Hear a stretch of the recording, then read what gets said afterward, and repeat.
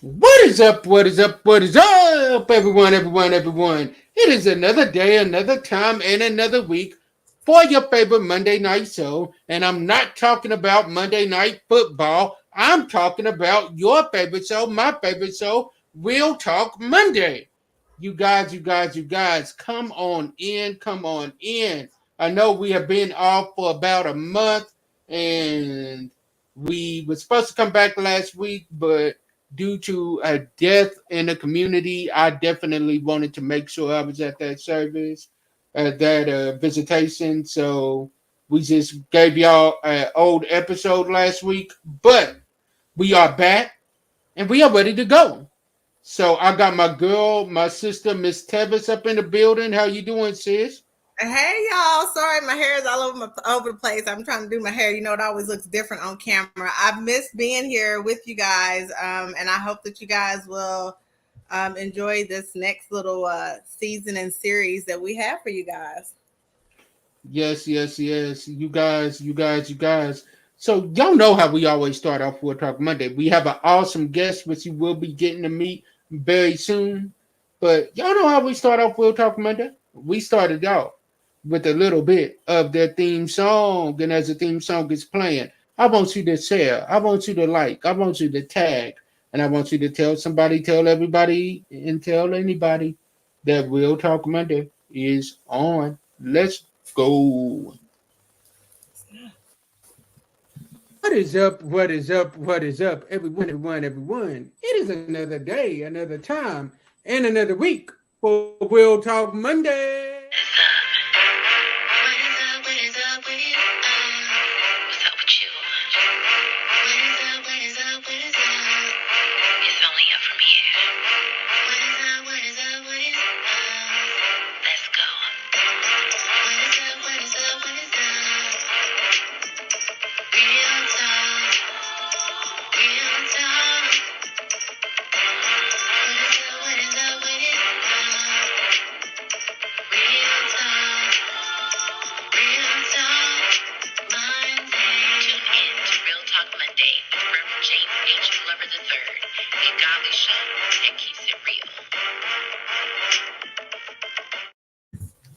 All right, you guys. Let's start us off with prayer, and then I'm gonna let Tevis introduce our wonderful guest on tonight.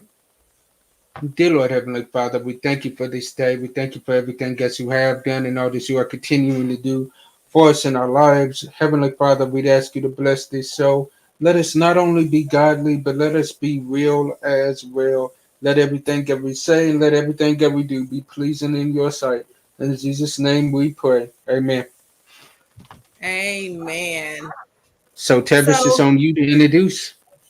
all right. So, I didn't even ask Dominique for a little biography. I think I know a little bit about her. So this is Dominique Gill. She is the owner of Unique Kids Early Child Care Program. She has been in business for a while. What is 5 years? Six? If 5 years at the center, yes. 5 years. 5 years at the center. Yes, absolutely. And she is a mother, a foster mother. She's adopted a child. She's a wife. She's a daughter. Just a really good person. I met Dominique many years ago when I was a licensing counselor, and after many years, she's decided to open up her program. She was a teen mom, and she is going to share with us her experience as a mom, a teenage mom, as well as just how she came to be a successful business owner for early child care program. So this is Dominique. All right. We are grateful to have you. Thank you. Thank you for having me. No problem, no problem. So let's jump into these questions. That I don't have in front of me. Hold on. They should be in the private chat. Yeah. Are they? Yeah, they should be. But if you want, I can start us off and then Yeah, go from there. I don't see them. Yeah, go ahead. I'm gonna pull them up really quick. Okay. So the first question was, how old was you when you became pregnant? I was 15 years old. I was about to be 16, but I was like still 15. Okay. Okay. So we're gonna Okay. go on the question. Go on ahead. Yeah, go ahead. No, you go ahead because I'm still looking. Okay, question number 2. What was your first thought when you found out that you was pregnant? Because I know everybody has different thoughts at that moment. And Yeah. being so young, what was yours? One of my first thoughts was like, how am I gonna tell my mom? Like trying to tell my parents was like the hardest part. I really didn't think about like what's gonna happen, like going on in life. It was the hardest part was telling them. So Okay. Okay. And we'll go to question number 3. Who did you tell first? I told my stepdad first because he's more of the calm one.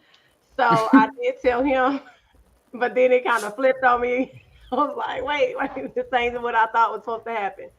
So I told him first, and then like right after he was told, my mom was told like immediately. So they both knew within like 5 minutes apart. Okay. Okay. So, Kevin, you got him. so your stepdad, your stepdad wasn't as calm as you thought he was going to be. No, he wasn't. He was not. I mean, his energy has always been like super cool, chill. But when I Uh-huh. saw him, he was just more like, what? You know, like, huh, what? And Right. I'm like, oh, maybe I should have went to that one first and let her tell him. How did you so you just pretty much just told them by conversation, just went face to face conversation.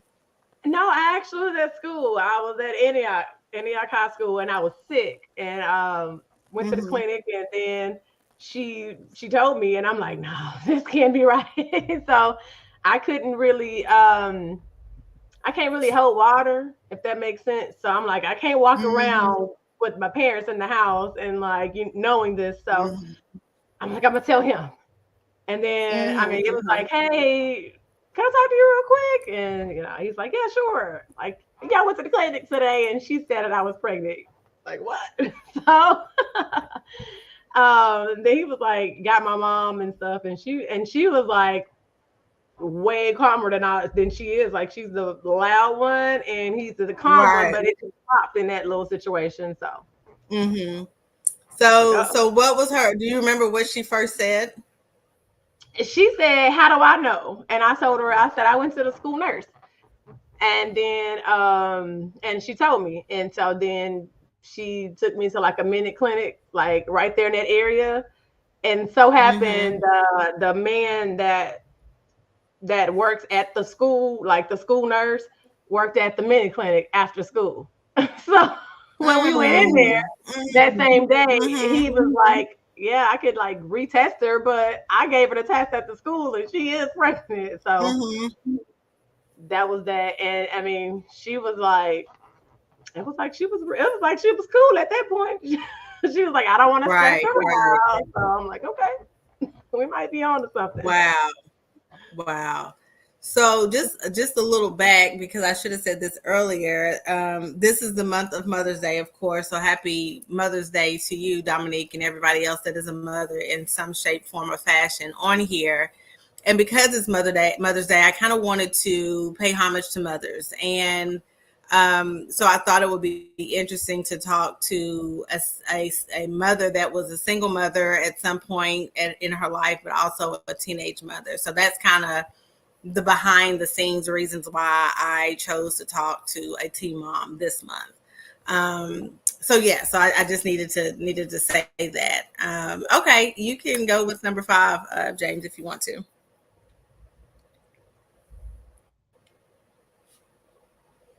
Oh, I think you are muted. Yeah, we can't hear you. My bad, y'all. What was the father's response? Um, so I think since we were like young and we just thought we knew what we were doing and everything, I mean, he was like happy. I guess it was like, yay, you know. So Mm, mm, And that wasn't the hard part though. Like he was regular. We didn't live like nearby each other or anything like that. So Mhm. yeah, he was fine from what I've seen. Yeah.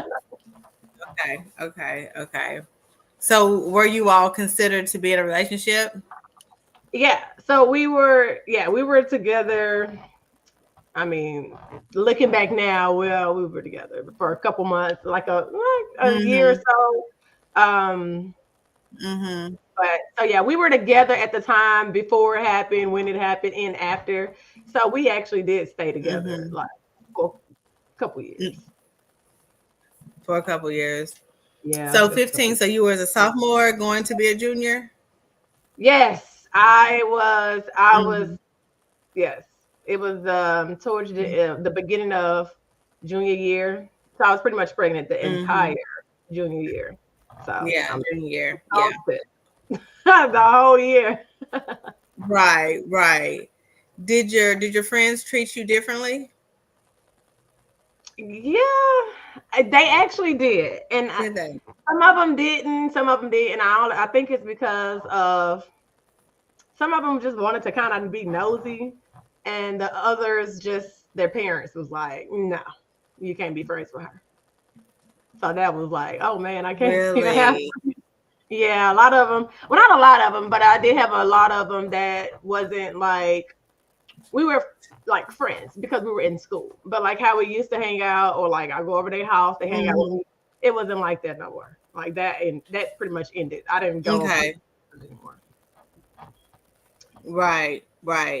So so any of the friends that you consider your close friends, did they disconnect from you? They not really. A little bit. So, and when I say disconnect, I guess Mhm. because for one, I was pregnant, so trying to be friends with someone who like didn't wasn't going the same route I was having to go, doctor's appointments, like Mhm. understanding, they were able to like plan for Mhm. like senior trips, and I had to plan for work because I needed to go to work, and they were Mhm. going elsewhere. So we were friends, but we couldn't really I couldn't do what they were doing all the time. Right.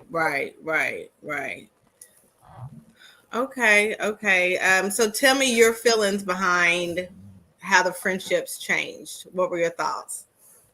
I mean, it did hurt my feelings though. It really just it was kind of like I have all these friends. I'm a social butterfly. I'm friends with everybody, Mm-hmm. anybody that I'm around, I'm friends with. And then it just kind of was like you knew that they were like either talking about you or and you really didn't know if it was we were like genuinely friends anymore. It was like kind of Mm-hmm. she's pregnant and there she go, and then here I am. Hey Right. y'all. So, Yeah. I still Yeah. was able to, like I said, laugh and joke with them, but I like just being exhausted from just being pregnant at that young of age was Mm-hmm. like it was a big difference. Mm-hmm. How were the So how did teachers at the school? James, jump in anytime. James, I'm just kind of asking okay. questions, but James, jump in anytime. I was just gonna ask how were the teachers? How did they treat you? The teachers was good. Like I feel like they were like a really good.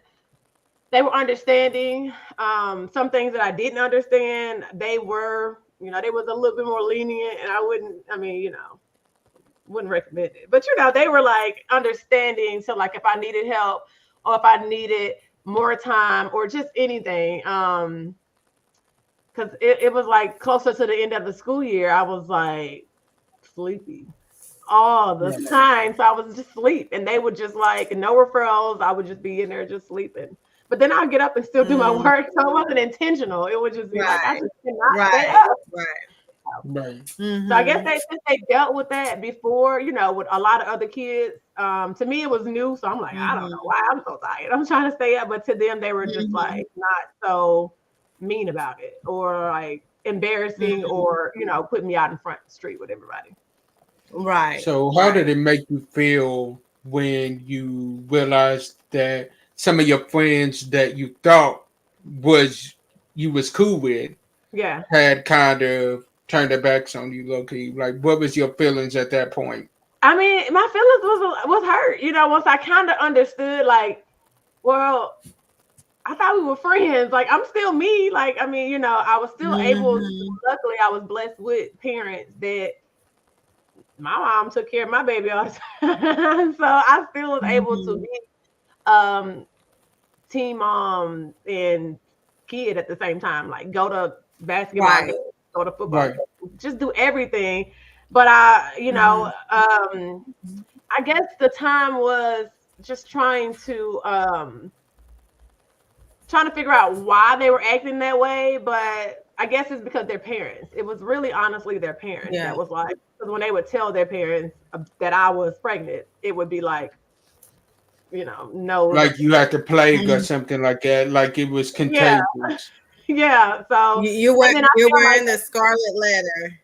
Yeah, they were afraid to, like, you know, be around me, but whenever they like you were a bad influence. You were a bad influence because you made a mistake. Yeah, exactly. Yes. And I'm like, I mean, I can still. I'm not gonna tell them to do it. Right? Exactly. This was my mistake. That doesn't mean they're gonna make the mistake. You know? Exactly. Yeah.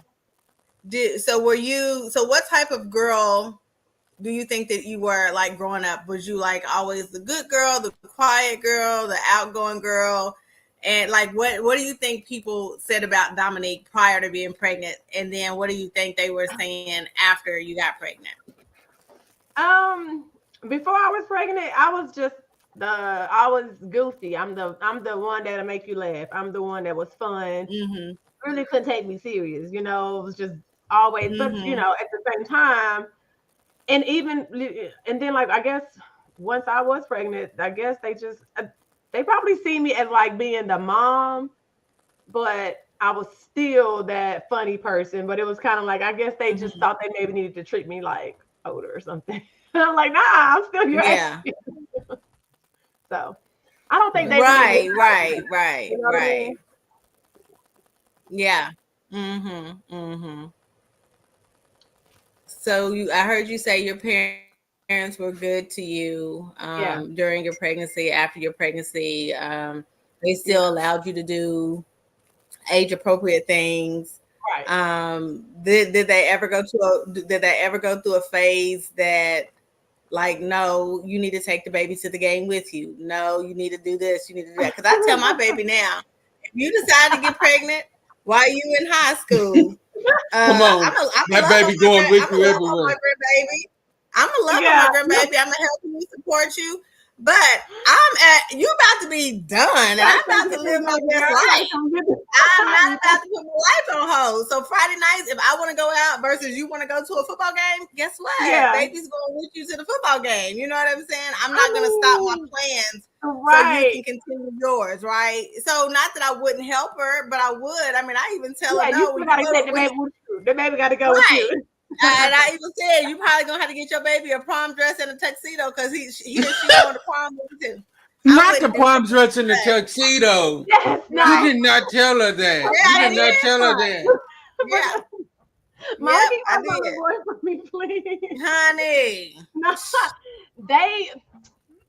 no, not really. No, I don't recall having to take him with you. No. But my mama was very active, and like, because I played basketball, I ran track, I did a lot. So me not doing that anymore after I had my baby, my body changed, so I wasn't able to do what I could do before. But I also didn't want to not support my friends and things. So we would always still go to the basketball games and run track and stuff.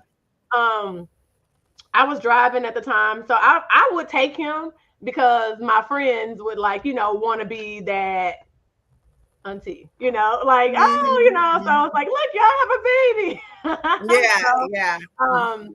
But so he got all the attention. Yeah. Oh yeah. Oh man. Yeah. And then their parents, some of their parents, like the new friends and their parents loved him. So they would always like, I would never, like, if I'm at like a function or a game or something, their parents would like take my baby, and I'm like, we're going. But that was sweet. My mom would like text me all the time, What he doing? What he at? What you feeding him? What you, Mhm. and I'm, girl, do you want this baby? Here you go. So she was like, Right, right. But as far as my stepdad, I think he was still trying to like, he was still on that first part, like I told you. Right. He's He still wasn't trying to really, process like, all giving this. to me. But if I asked him, then he would. But he wasn't volunteering. That wasn't gonna happen. So he wasn't on Now- that. Oh, I'll watch it for you. Oh no. I mean, you gotta ask him. Yeah, he might do it, but he never told me no. He wasn't gonna Right. say you can stay here.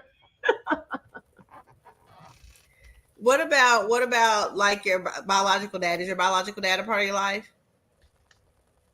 At the time, he was like in and out.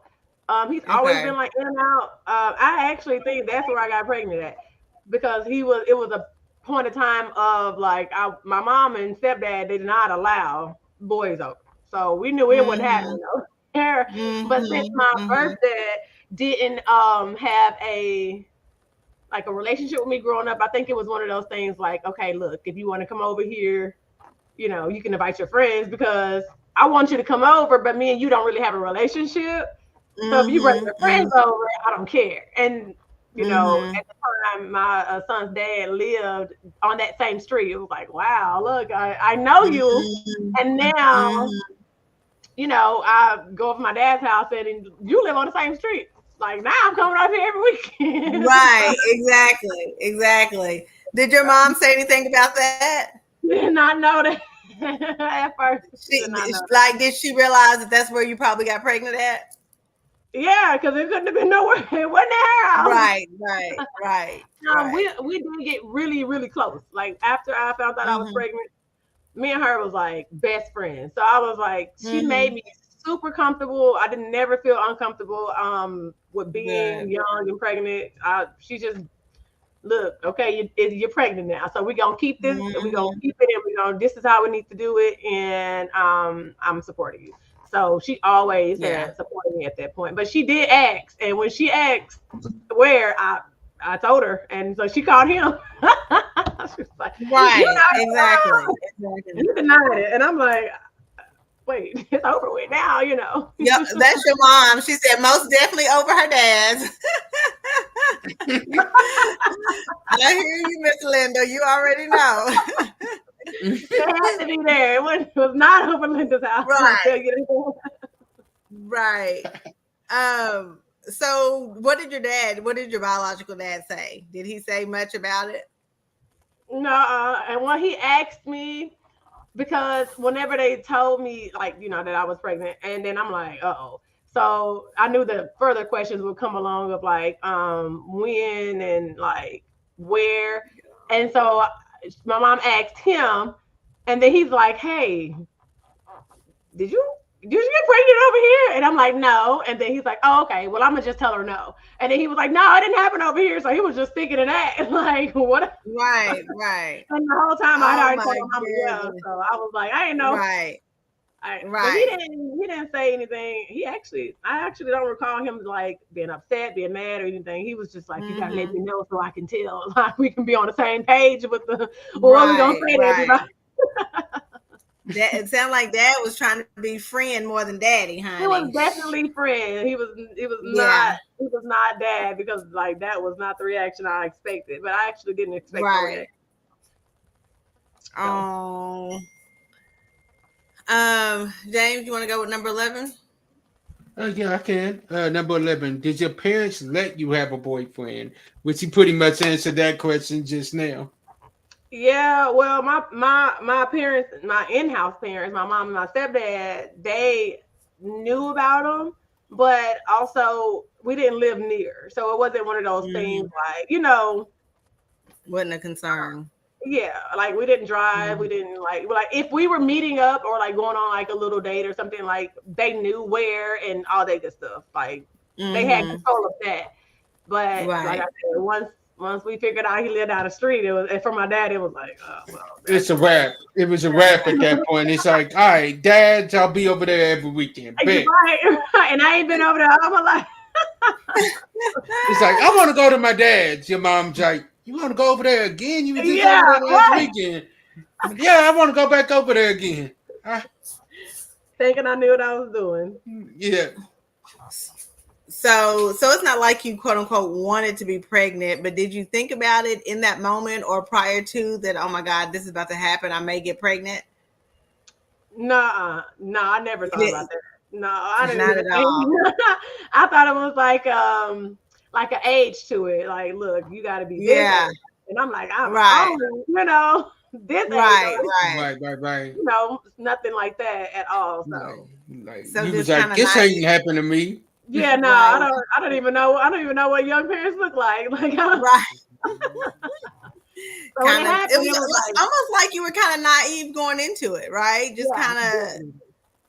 Yeah. I just remember I was a little sick, like scared, like of the doctors and stuff, and like I think my emotions was showing, and I just remember the ladies like, "Look, you're not the first, and you're not going to be the last," and I'm like, okay. Right. Well, I mean that. Okay. That helped me a little bit. That helped me a little bit. I'm like, oh my God, everybody's gonna talk about me at the doctor's office. Like that. It was just a lot of overwork. The only person that I had like to trust and like, was like my mom, because I'm like, okay, she knows everything. I can tell her everything. We can, and as long as she's right here, I feel safe because she's not gonna let nobody say nothing to me. That's right. James. Yeah. Okay, I'll go with the next one. We'll go with number 13. Did you have a close relationship with your mom at that point? Like before you got pregnant, what was your relationship like with your mom? Was it good, or was it just like she was a strong disciplinarian and you was more afraid of her? No, well, yeah, she was just mom. Like, you get in trouble and she's yelling, just doing her duties. Right. Have like a personal close relationship. It was more of like just, okay, what we eating for dinner, or I'm going here, just a regular relationship. I never, because I didn't really have personal things going on in my life. So but you was about to at that moment. You was getting into it. Right. So really, once she did know, it was like, oh, you really is cool. Like, we cool. Like, that little, we're not your little friends, now we friends thing. Like, yeah. So let me ask you a question. Okay. That's not on here, but I've heard a lot of times where parents say that when their parents become grandparents, it was like the complete opposite of how they grew up. Yeah. Is that what you have experienced? Like, after you done had children, like your parents, you like, who are these people? Like, this is not who raised me. Yeah, my son he'll be 15 this month. And I promise you, that man can like nana this and nana that, and she will do any and everything. It's like, I mean, completely different. They have a really good relationship. She was really close because I was still living in the house with her. And so she was like taking them back and forth to daycare, picking them up afterwards. I'm just going to school and I'm like, all right, I'll see you later. So it was always literally like her relationship with him was great, and it still is, even though we're not there. Like at one point when I did finally move out, he was still there. Like I remember he used to ask like, "Can I come over to your house today?" And I'm like, "Baby, you live with me." Like that's home. But he thought home was with Nana, and at one point I never really I didn't like. He still went to school from there. He did everything, so I really didn't have to do the waking up at night, staying up late, tears and all that stuff. I didn't have to do all that because she was just in the next room, and her support was like, clockwork. She don't sleep. She just wakes up with anything. So, and that's her little baby, 15, and he bigger than her, and she still baby him up. So it's still he can still get away with murder from her. Basically. Oh yeah, he can definitely get away with murder, but she definitely still rides with me. So if he does, if it ever came down to it, it's me and her, then it's him. So there's the Mhm. boundaries there. He knows to ask Nana for money. Nana's gonna give him money. Mama's gonna ask you Mhm. everything. Like, Mom, why you need this? What you gonna do for it? Like, what you He's gonna do? like, I ain't trying to answer all them I ain't questions. ask Let you me no just more. go to mama. Let me go to Nana. That's it, and that's it. He is gonna be going to Nana every time. Yesterday. Right. So did you ever even consider like an adoption or abortion? Was that even a conversation? Yes. I did not consider it. My mama did not consider it. My stepdad did consider it. He did not. He just his fear was that I was not gonna be able to finish school. I was not gonna be able to like do college, and this baby was gonna like hold me down. And we think we're in love with each other, me and his dad. So he was just pretty much trying to look out for well-being. So he did um, mention abortion. And my mom was like, no, I don't want to do it at all. Like, and so she did not, she said no. And that kind of like put them two in like arguments all the time about it. And that made me feel a little bad because I was like, oh man, if I would have just not did this, we wouldn't have to, like I'm ruining relationships now, and I don't want to do that. But she said no, I don't have to. And he like, well, so common ground there. I just said, you know what, I'm gonna make sure I finish school and be something that way nobody thinks that, it was the wrong choice. Right. So it's like you basically showed both of them, like both of you was both right to an extent. Exactly. Like I'm still finishing school and I'm still raising this child as well. So right, I'm gonna do it and I'm gonna do it well, and I'm gonna need a little help though. Yeah, right. And they did, like I said, support. And I just in the back of my head, and me knowing that my friends' mamas was like, no, you can't be with her because she got this baby, she's grown and all that. And I'm like, no, I'm not. Like I'm 15. I'm 15. What you mean I'm grown? Yeah. So I was like, I made a mistake. Yes, that's it. It was definitely that. But it was I wanted to kind of on the back end, just I heard what you said. I just I'm gonna do what you said. I wouldn't go. Right. Now, did you and his father break up before high school was over? Nah, we were still together. Actually, he had, the crazy thing is, at this point, so I was 15 when I was pregnant. But then actually when I found out, I had already turned 16. By the time we were 17 is when I had Jock, and then I think it was 17 days later after I had him, his dad went to prison. So we were both 17-year-olds, and now our plans that we thought we had just went down the drain. I was like, oh, look. Wow. So he went to prison. And when he went to prison, that summer, right before my senior year, now it's like, I didn't have a plan B. So now everybody's gonna be like, I need her. Maybe I can't finish school because I thought maybe our plan was, because he was getting his GED, he no longer went to school. He was like, okay, I'll watch the baby. You go to school. And all this good stuff. So whenever he got arrested, it was like, okay, so who's gonna watch the baby? How does this work? Like, what's next? And again, my mama was the support.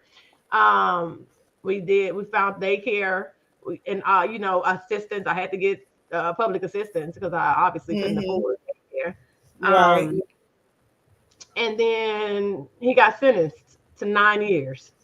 So it was like, all right. Jock was what, 1 years old, 1.5, 2 years old at that time? When he was sentenced? No, he was 17 days old. He was like, oh my gosh, really? He was like a month old at the time. It was like everything just went down the drain. So no, he was like the plans. Yeah. So it's like the plans you had immediately got changed. Like you was living the Fresh Prince of Bel-Air. Like your life was upside down at that moment. Yeah, it was literally that. It was literally like the whole pregnancy. We had this plan. This is what's gonna happen. He was born. I was pregnant throughout the whole entire junior year, and I gave birth to him like 7 days after school ended, the last day of school, so I was able to finish school. Had my son May 30th, and then it was like June something 16th or something. His dad was arrested at that point, and obviously he was a juvenile, but was charged as an adult on his 18th birthday. So at that time he was arrested. Like I said, he was arrested and he was never released. He was never released at all. Well, he stayed in juvenile, and then in like the next year in January, they sentenced him as an adult, and they sentenced him for 9 years. Wow. So Jock was 9 when he got out. He was good time put him like right at 8 and some change. So okay. Yeah, so he was definitely 8. He was about to be 9. Yeah. So did you ever take Jock to see him? I did a lot. I did. I couldn't do it at first, obviously, because I was 17. You have to be an adult. So Jock was born in May, and then my birthday's in September. So we did go to like the initial court hearing, like with Jock's mom, like his grandma. We rode up there with her for that point. But I couldn't do a visit with him until I was 18. And then at that point, yeah, I did. My parents allowed me to okay. Would you change that decision? Because you know that it's always a conversation, right? When women have babies and the father goes to prison, a lot of women don't, because they don't want to, maybe because they don't want the child to see the father in that light, maybe because they feel that it's just too much of a negative environment, maybe it's fear, whatever their reasons are. Everybody has their reasons. I respect it.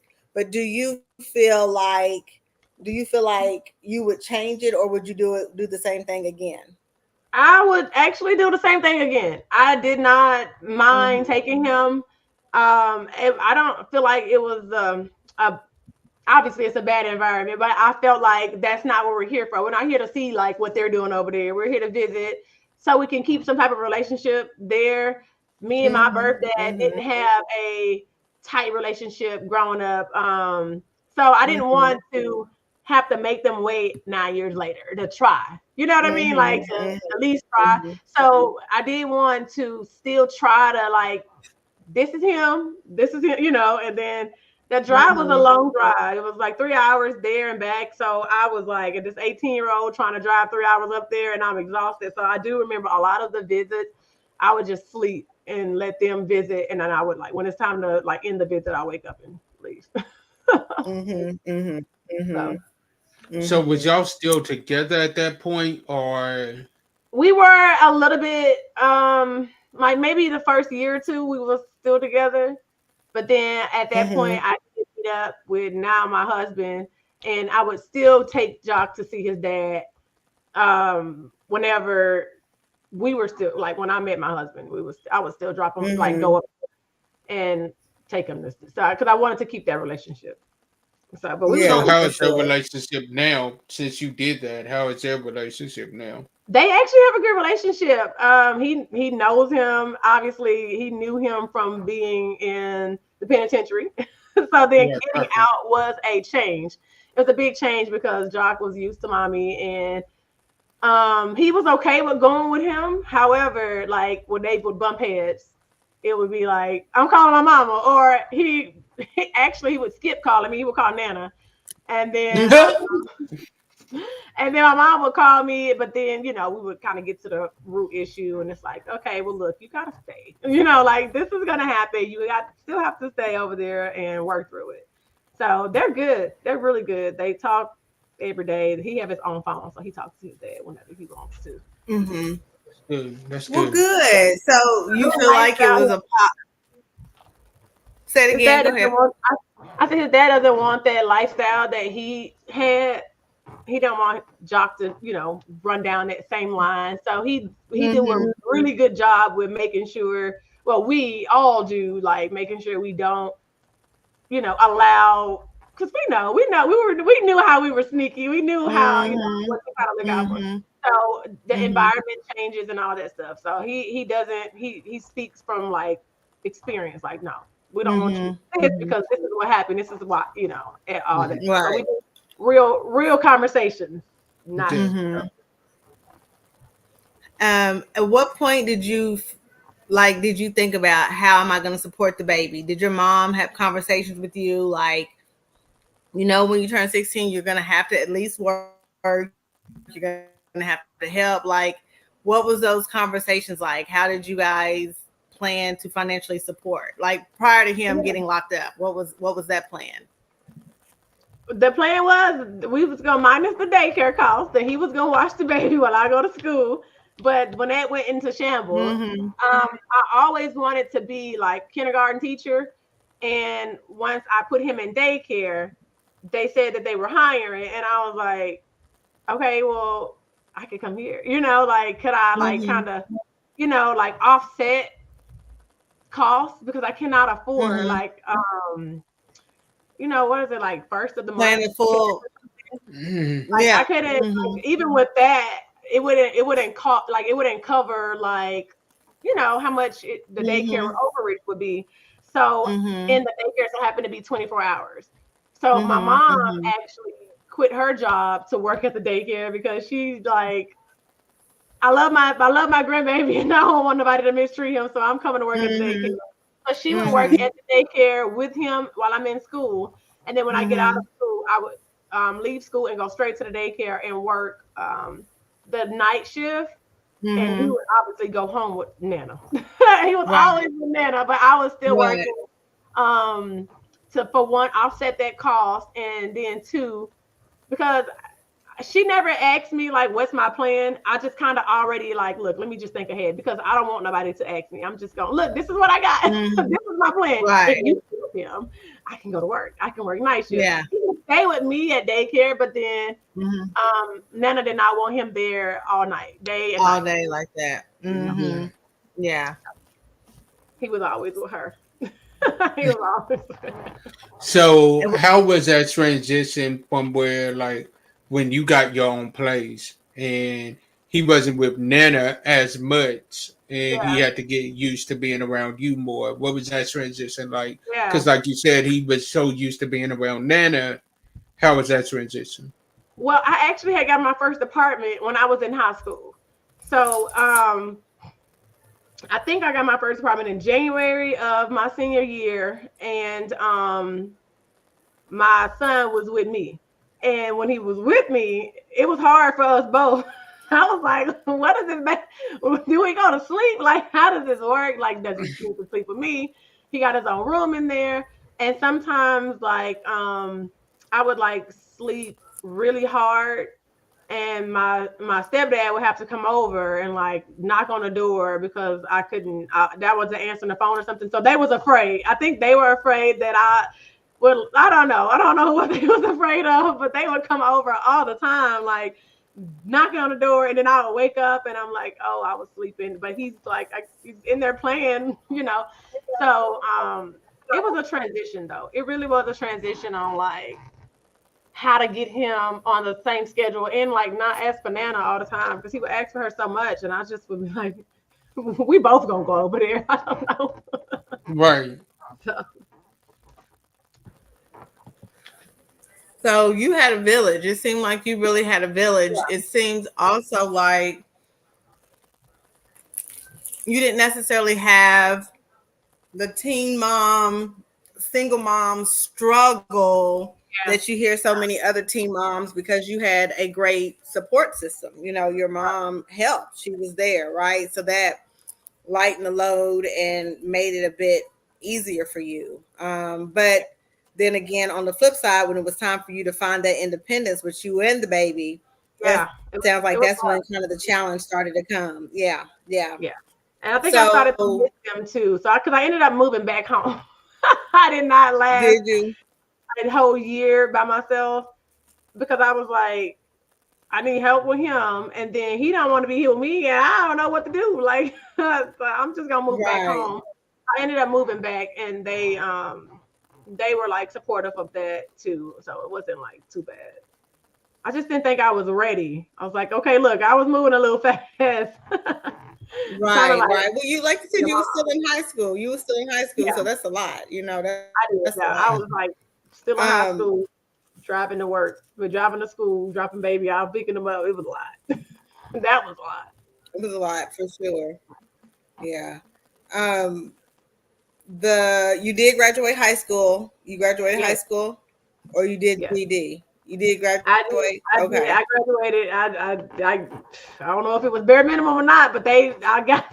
But you made it. I did. And it was a little rough that year. It was rough because this is when I started realizing that child cares was having like issues, because there was times where Right.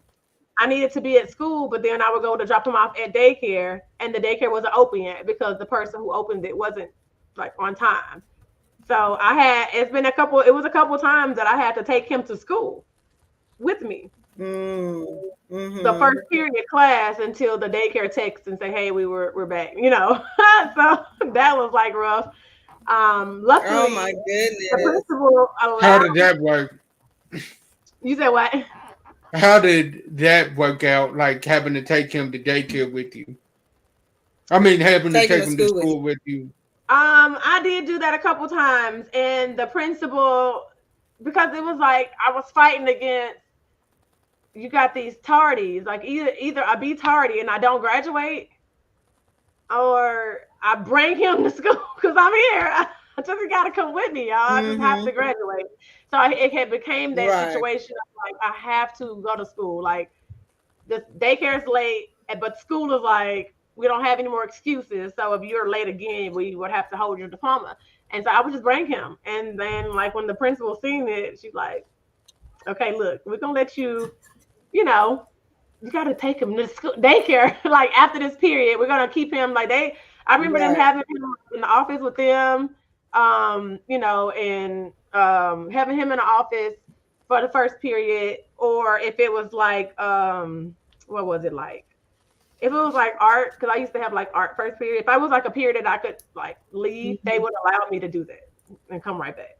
So yeah, even the school that was like good. I mean, yeah, I mean, well, that's great leniency. I don't really know how they would be these days because it's so prominent now.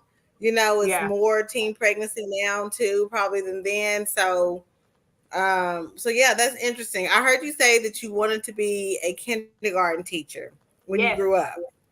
Yeah. And so tell me what, like, it sounds like you ended up not going to college after graduation.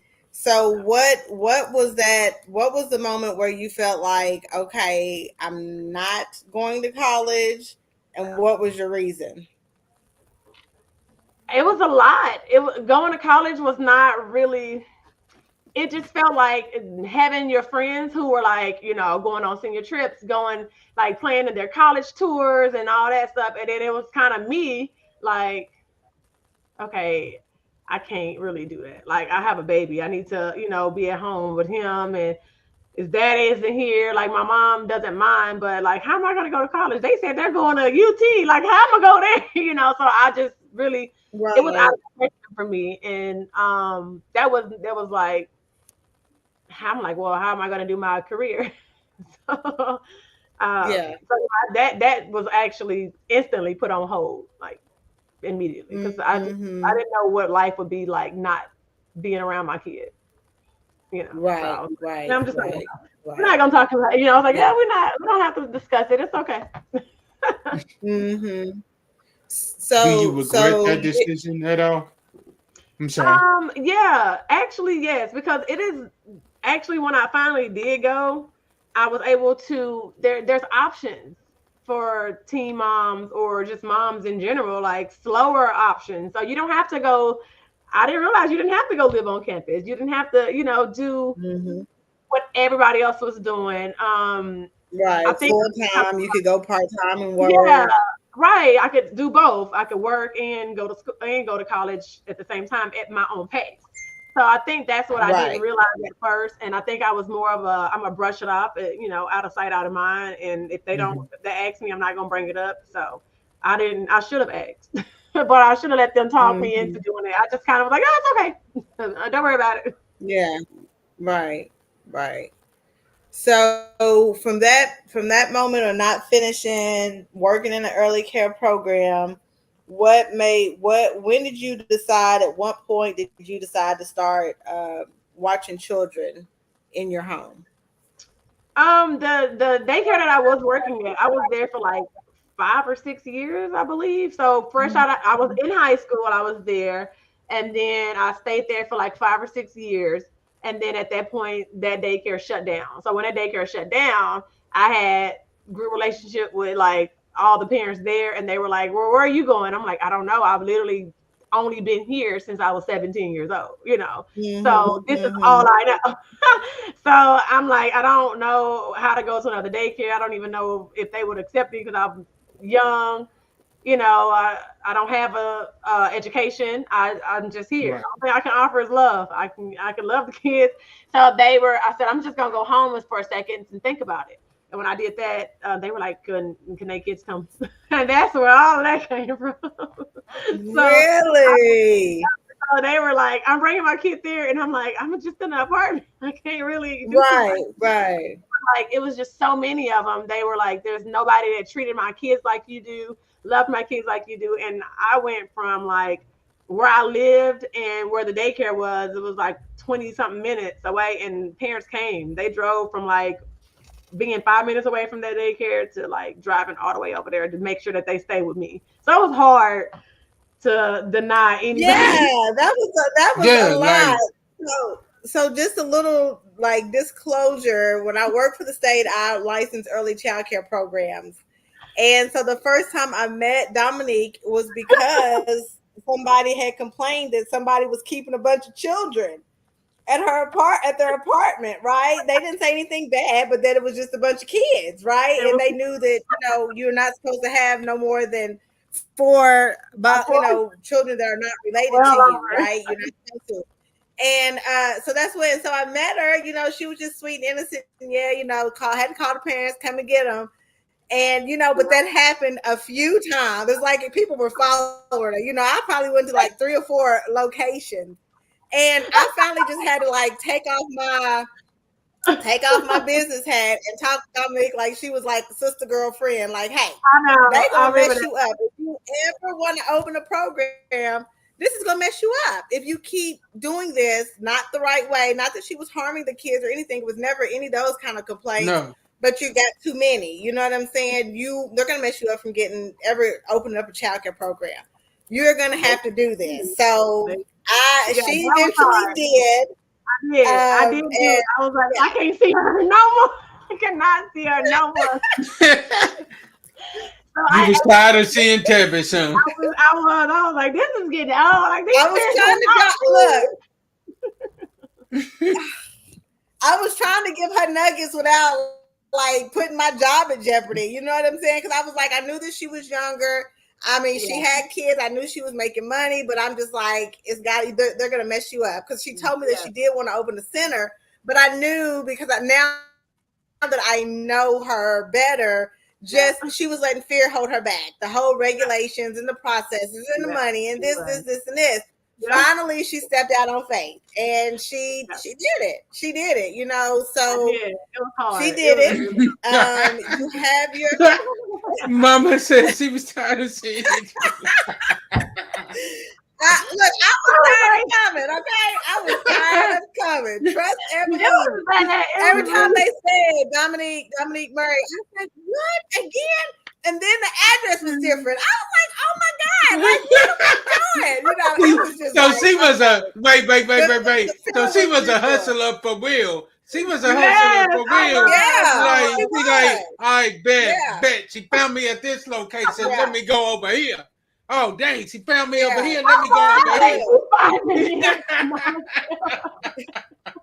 Honey, But somebody I was love saying it. they I was love looking it. because good. I was young, and then I had the energy. The parents loved it. I knew what I could offer. I just could not. They would not leave. It was like no kids. I was like, hey y'all, she back again, and they like, what I need to say to her. I'm like, you can't say nothing to her. It's not y'all, it's me.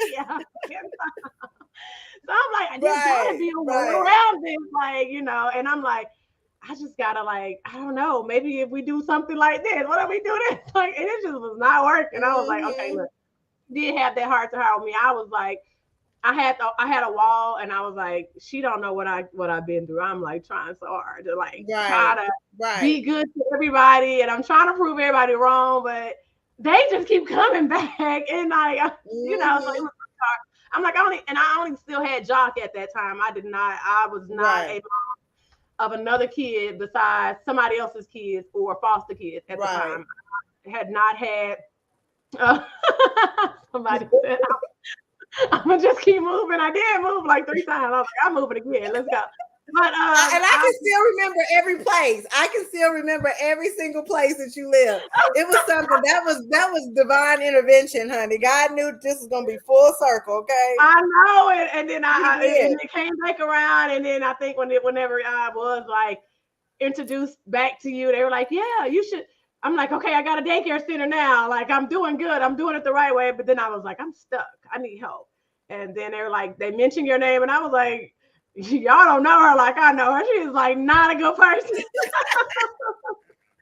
But it was me. I had to, like, literally, I think I was in like business for like a whole year. And for a whole year, I was just being like, circle back, like, call Tevis. I was like, no, I'm not calling her. No. You're like, no, you said who? Call who? Yeah, I was like, she was at my house, like, But I ended up. Look, I was never mean. I was never mean to Dominique. I was never rude. I had to do my job, right? I had to do my job, and I couldn't be mean to her and be successful at my job, right? Because I didn't want her to complain on me, and I had a mouth to feed. You know what I'm saying? But I think just because of her personality at the time, being younger, a little naive, like, I ain't trying to deal with this black woman, but let me tell you, Dominique has came full circle. She's doing great with her business.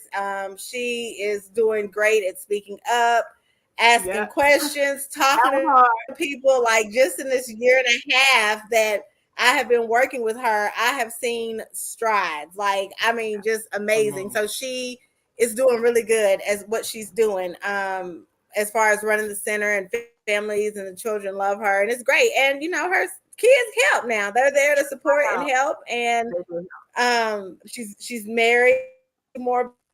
And Dominique, I want, before we wrap up the call, I want you to speak on how it came about to be a foster parent. You say, how did it come up to be a foster parent? Uh-oh, I can't hear you. Oh, yeah. How did that come about? Actually, so a lot of my family was like foster parents, and that's really where I met my son's dad at. He was a foster kid at my aunt's house, and so at our family functions, we would meet each other and see each other, and then that's how we connected. But then he was, like I said, he was a foster kid, so then he ended up going back home to his mom, and like I said, that's when we realized mom lived down the street from my dad. However, all my family fosters, they've always done it since forever and a day. And we just kept it going. I told my husband, because he didn't have any kids when I met him. And then I was like, look, I like kids. I love kids. And kids, I only got one. And I don't want to make that mistake again, but I'll take care of everybody else's kid. And then I convinced him to be a foster parent with me. And fostering has been like the absolute best, because you never really realize how much kids look up to you. And like, I never knew what a foster kid was until, one, I met my son's dad, and then two, like, I was like, wait, we're in the same school with kids that's foster kids? I didn't even know that. I thought it was like a whole separate situation. But so me having foster kids, I want them to be as regular as possible. I don't want nobody to like treat them different or anything like that. So I just want to be able to show them love legally, and not like Mhm. like having too many Right. kids the wrong way. So that's Mhm. So how long has it been now that you've been fostering? I've been fostering for like 7 years now. I Mhm. was actually underage when I was fostering, but they allowed me to be a foster parent because of the maturity that I had and because I already had a child. And I was able to convince them, like, look, if you give me this chance, I will show you that I can take Mhm. care of kids. So I was able to Mhm. foster at a younger age. They did like a waiver or something. So I started being a foster parent like 23, 24. So I think the limit Okay. was like, Okay. And okay. And since then you have adopted one of your children that was a foster, right? I adopted two. I got two kids that Two. was my foster kids. Yes, I have one Okay. of them. Yep, I have Drew and Gabe. So they are both my adoptive kids. I was fostering both of them um for like at least 3, 4 years before we adopted. Mhm. So Okay. that's just something, and that's just pretty much one of those things like growing on me. Like the kids is growing Yeah. on me. I can't let them go. They got to stay with me forever. Mhm. Mhm. Well, how did I've heard you mention Gabe, but I don't know that I knew that you had adopted Gabe. But Yeah, okay, last that's year great. August we adopted him. Yep, it was in August. He's our Okay. quiet one That's though. He's not really the talkative one. mhm. Yeah. So he was actually with us longer than Andrew was with us. So Okay. about Okay.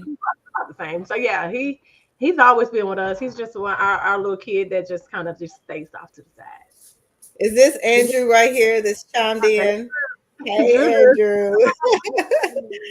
They probably be like, wait, my So mom was a teen mom? Like, yeah, I was. right, right. So what made you decide to go ahead and open your own business? Because I needed to prove people wrong. It was hard. Like being a single mom, it was like everybody expected failure. They expected, like she's gonna need this, she's gonna need government, she's gonna need this, and it's like, I don't. You don't need it. You don't just because you're a teen mom, single mom, doesn't mean it's like this is it. This is we just getting started early. That's how we did. Right, right, exactly, And I needed to leave exactly. something for my kids. At the time, it was just Mm-hmm. Josh. I always said I need to leave something for him, and I don't want to, just keep having kids with no plans. So I stopped, and I didn't have no more Right, kids until he was right, 10 years old. right, right, right. So, what was the biggest? And I think I'm going to wrap it up after this question. Then we'll ask the last two questions. Mhm. How different has it been having Jock as a teen, single mom support, Nana support versus how many years later did you have your first baby after After Jock? Josh, 10, Kennedy will be 10 5, years. Josh will be 15. So 10 years different. Okay. 10 years. So 10-year difference in the babies. Me and my little brother are 10 years apart.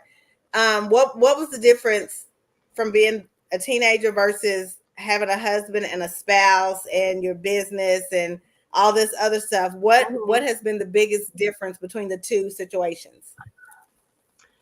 It's actually being an adult is what I call it, an adult mom. It was harder. It was really harder Mm-hmm. because I didn't, like I said, everything that I thought I knew, like I did this before, it was like it went out the window when I had her. I went through postpartum Mm-hmm. depression. And then Mm-hmm. again, I think I was just so spoiled with having my mom and being an in-home mom that like once I Mm-hmm. had her, I'm like, I don't there's no way he cried like this. So it was Mm-hmm. having support at a younger age and then doing it again years later. It's hard on your body, it's hard on just Mm-hmm. your mental. Even though you have a spouse, a Mm-hmm. husband, and everything else that's going on, you're trying to balance Mm-hmm. all of this. At that time, as Right. a teen mom, you just have Mm-hmm. my only goal was to graduate high school so I can tell the people Mm-hmm. that I can do this. Right. Now it's Right. I got to still go to work. I still got to do this. I got to do this, and still be, trying to be a mom now to a teenager is hard too. It's actually harder than I expected. Trust me, I know all too well. Yes. So so teen mom, business own. I mean, being a mom to a teen, business owner, a wife, right? A baby, a foster mom, adoptive mom. So you have a lot going on. A lot. I'm just moms everywhere. Just everybody's mom. Yes. Okay. What James, you can ask the last two questions. They're kind of like 2 in 1. Okay. Definitely. Anything else you want to leave, would like to share, and what advice would you give teen moms? So teen moms, the advice I would give to anybody that's a teen mom, regardless of the age, if you're 18, you're still a teen mom to me, because it's a lot that we don't know. It's not impossible. And so it is hard. It's all about support and who is supporting you. And but like I said, have a goal, stick to your goal, regardless how long it takes you to get there. Just keep going and don't let nobody else like tell you that you're a bad person for having a baby young. It's just a head start, honestly. Right, which is why I titled it. Yeah, and which is why I titled it "Teen Mom," the last part first, right? Because you started with what we kind of sometimes end with, what the world feels we need to end with, right? Date, marriage, baby. You know what I'm saying? But yeah, exactly. But it's okay if it's different. It's not the end of the world. We can still get back on track. You can still do what you want to do. It's in judging. I don't want nobody to feel judged ever, because one thing that stuck with me when I was 16 at the doctor's office was, you're not the first and you're not going to be the last. I'm not like telling you to do it, but at the same time, if it happens, which happens, we're blind, we can get through it. We can definitely get through it. For sure. Now, do you have these conversations with your boys now about sex and things? Did you and your mom have those questions? I know I said I wasn't going to ask, but that just popped in my head. Do you have those sex conversations with your boys? Did your mom have them with you? She had them with me, yes. Do I have them with my boys? I do. And I guess that's why I stick beside my boys, because they are literally, Jock's dad wasn't a bad person. He just did something bad at the time. And we did something that we weren't supposed to do at the time, but that didn't like label us forever. But I do have sex talks with my kids. I have to, because and as awkward as it is, because it's like 15-year difference here.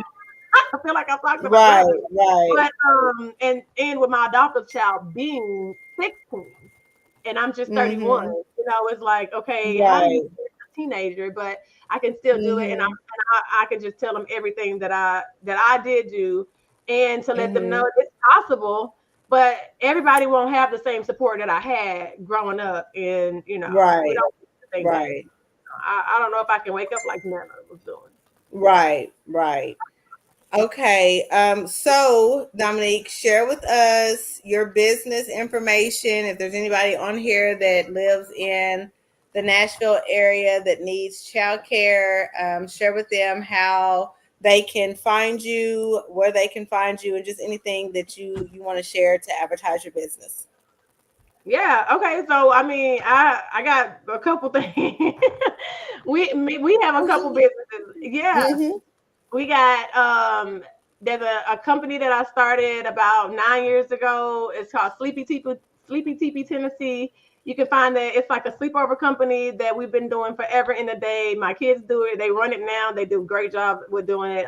You can find that on Instagram or Facebook, Sleepy Teepee Tennessee. There's another business. Tell us what that is. What is Sleepy Teepee? Sleepy Teepee Tennessee. They catch that. Right. It's a sleepover rental. So what we do is we come to you. We set up parties, like a sleepover setting for all ages, adults, kids, teenagers. We set it up and we come back the next day, pick it up. And our next company is called Nerf Turf Nashville. That one is a Nerf business, and that is for team building, strategies, kids, birthday parties, church camps, everything that you can name. We just had a mother and son Nerf Turf Wars this past weekend, and that is also on Instagram and Facebook. It's called Nerf Turf Nashville, and also my son started that business. My Jock, my little kid before my teen mom kid, he started that business, and it's still up and running. We're at year number 7, I believe, right now with that business, and my last company is my baby. When I got started from being a teen mom because I needed to help other kids and still make a living for my child, and I couldn't afford it at the time. And that business is called Unique Kids Child Care Center. You can find that on not Instagram, it's only on Facebook. Our website is uniquekidscc.org. We're in the Nashville area, and we accept kids of like 6 weeks to 5 at the moment, and we're looking to expand and grow more. So bring your kid to us. Everybody's unique. Everybody, everything, everybody. Yay, that's awesome. Good job.